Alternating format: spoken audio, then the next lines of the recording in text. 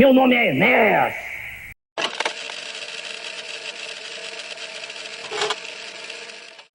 Eleição presidencial de 1994. Em 1994, o Brasil vivia o fim de uma era de incertezas. De que eu não sou candidato a Deus. Eu sou candidato a presidente da República. Após anos de inflação descontrolada, crises políticas e decepções sucessivas, o país se preparava para eleger o presidente que conduziria a nação rumo ao novo milênio. Penso que o novo presidente, se for a vontade do povo brasileiro, que essa responsabilidade caia sobre os meus ombros, tem que fazer uma avaliação do estrago que esta intervenção gigantesca na economia fez na vida econômica do país. Era o ano do Plano Real, da esperança econômica e também da desconfiança política.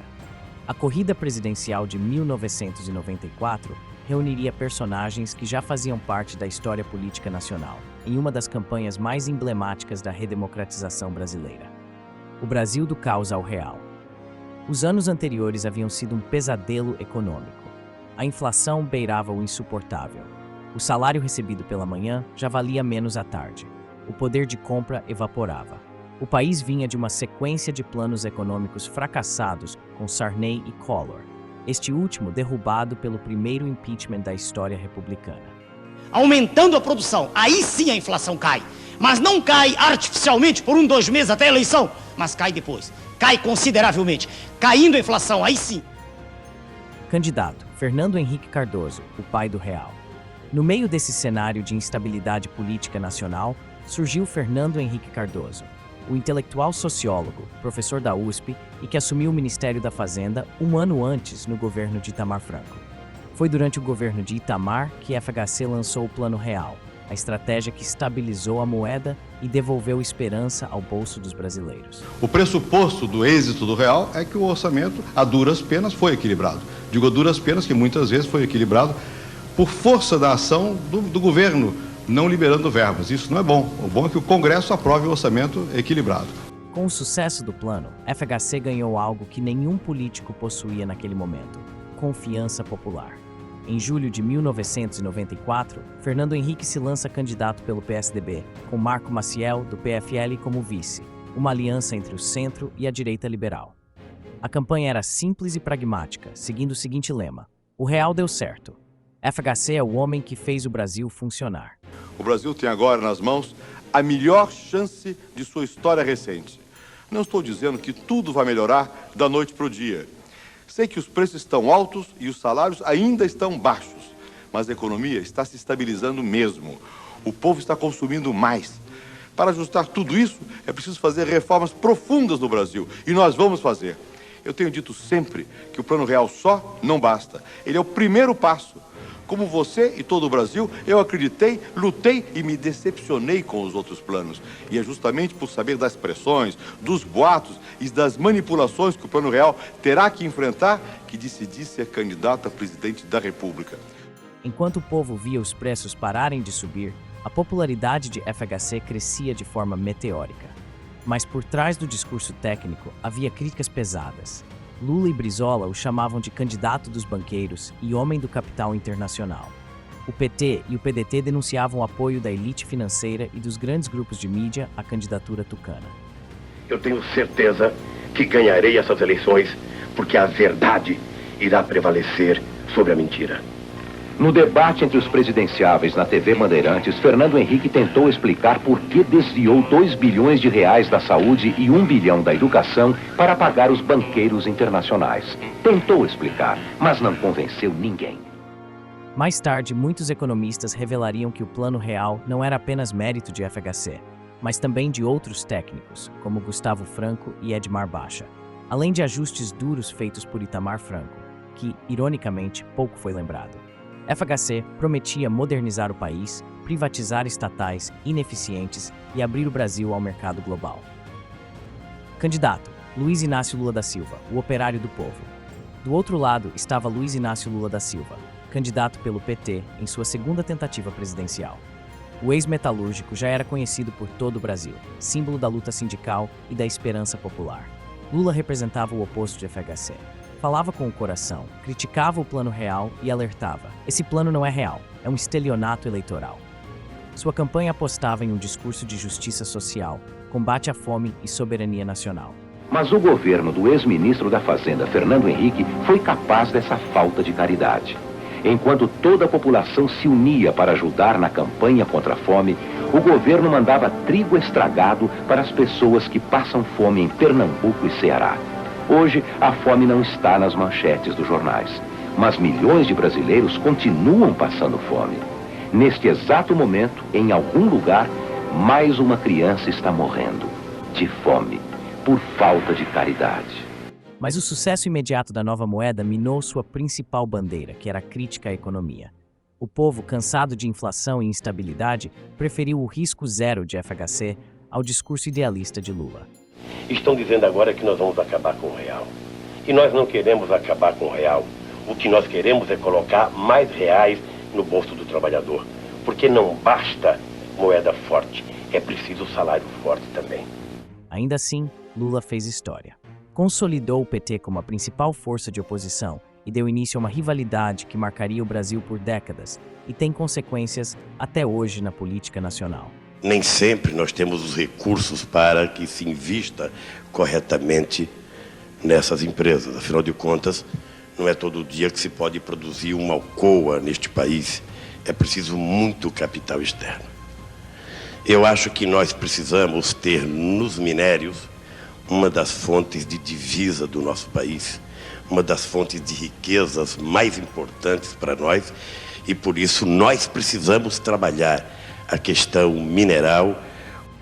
Mais tarde, o próprio Lula admitiria que subestimou o impacto do Plano Real, um erro estratégico que lhe custou a presidência. E esse Plano Real não se sustenta depois da campanha, porque o pessoal que está junto com o Fernando Henrique Cardoso não quer estabilidade nesse país, até porque foram eles que criaram todos os planos e foram eles que derrotaram todos os planos. Candidato Enéas Carneiro, o candidato anti-establishment. Entre os gigantes, um rosto excêntrico surgiu para chacoalhar a política brasileira. Enéas Carneiro, médico cardiologista, físico e também militar, candidato pelo PRONA. Com sua barba volumosa e voz grave, ele invadia o horário eleitoral com um bordão explosivo. Meu nome é Enéas! Em poucos segundos, Enéas se tornava um fenômeno, literalmente. Afinal, o candidato tinha muito pouco tempo de TV, em um tempo que esse era o único meio para chegar nos eleitores. De nós pode alterá-la. O sol nasce no levante e, ao entardecer, desaparece no poente. Nenhum de nós pode modificar esse fenômeno. Cedo ou tarde, a morte se abaterá sobre cada um de nós. Nenhum de nós pode evitá-la. Mas a história de um povo não é pré-determinada, como a trajetória dos corpos siderais e a inexorabilidade do ciclo vital. A história de nossa pátria pode e deve ser feita por todos nós. Basta para isso que não mais nos deixemos dirigir por esta meia dúzia de pascácios que fizeram nossa terra mergulhar no abismo em que nos encontramos. Chegou a hora de segurarmos na mão a tocha olímpica de uma grande corrida que faremos todos nós juntos, tendo como única meta a salvação da nossa pátria. Meu nome é Enéas. Ele defendia o nacionalismo, o fortalecimento do exército e a soberania científica brasileira. Falava contra a dominação estrangeira e prometia governar com moral e disciplina. Seu estilo teatral encantava e assustava. Agora, o outro ponto. O senhor diz que eu sou autoritário. Eu detesto esta situação em que a nação brasileira se encontra, de absoluta desordem, em que não se respeita coisa nenhuma, em que os senhores da imprensa têm o poder total, como o senhor acabou de mostrar agora me interrompendo, em que os valores cívicos estão sendo todos lançados no ralo, em que não há mais na nação nenhum sentimento de respeito à família, porque no horário nobre passam-se cenas de lascívia, de sexo quase explícito, com a conivência dos diretores, e ninguém se preocupa em perguntar para um pai de família se ele gosta disso. Isso é liberdade absoluta. Então é contra tudo isso que eu ponho o meu discurso, a minha alocução. Quando o senhor me ofendeu agora, o senhor disse que eu sou exótico, se eu tenho barba é um problema meu, o senhor não tem nada a ver com isso. A sua visão de exótico As manifestações são dispensáveis. E, doutor Enéas... Eu termino já. É porque ele por me favor, interrompeu. Terminarei seu tempo já terminou. As suas expressões traduzem apenas a incompreensão do senhor de um sentimento que eu represento, de uma insatisfação coletiva da nação, para com toda essa farsa que existe, apresentando-se um modelo, esse sim, que é de uma libertinagem. Muitos o viam como um excêntrico, outros como o único que dizia o que pensava. Anos depois, parte de suas falas sobre corrupção sistêmica seriam lembradas como proféticas. De longe, era o candidato mais inteligente, mas na época o sistema político o tratava como piada. Mesmo assim, Enéas alcançou 7% dos votos válidos, superando políticos tradicionais, um feito notável para um outsider em 1994. Candidato Orestes Quercia, o candidato de um PMDB decadente.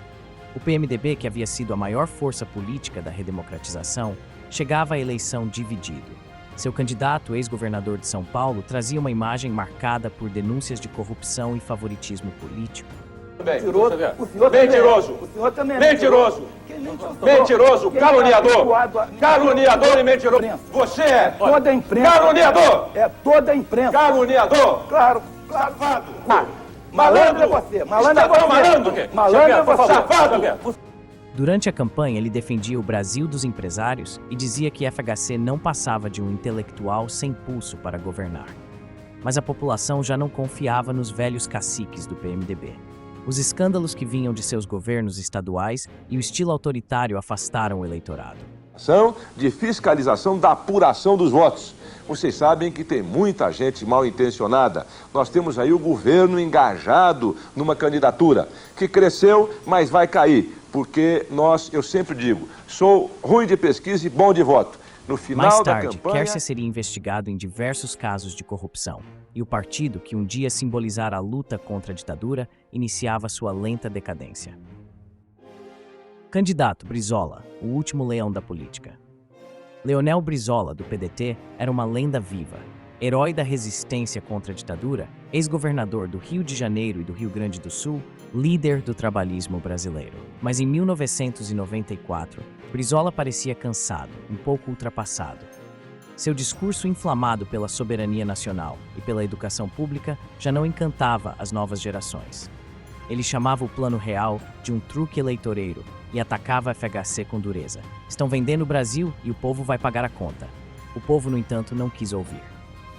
Que são os problemas da inserção da nossa economia na economia internacional. Aí está a questão. O organismo econômico do país está doente, tem uma infecção. A inflação é a febre. Doses cavalares de analgésicos, como esta, por exemplo, agora, como foi a do Plano Cruzado, duram até um certo tempo. Depois que passar o efeito, vai voltar a crise, como quem comprime uma mola e ela vem de volta. Eu, francamente, considero que o que está sendo feito não pinta, a mim não me aparenta nada de estável.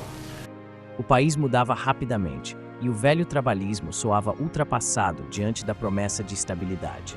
Brizola terminaria a eleição em 5º lugar. Candidato Esperidião Amin. O conservadorismo regional, representando o PPR, o catarinense Esperidião Amin buscava se apresentar como uma alternativa moderada, conservadora, mais moderna. Amin fazia uma campanha pautada na eficiência administrativa e na moralidade. Tinha carisma e experiência, já havia sido prefeito de Florianópolis, mas não conseguia romper a barreira regional. Seus discursos contra a corrupção e pela descentralização do poder eram bem recebidos, mas insuficientes diante do embate polarizado entre FHC e Lula. Este governo se omitiu.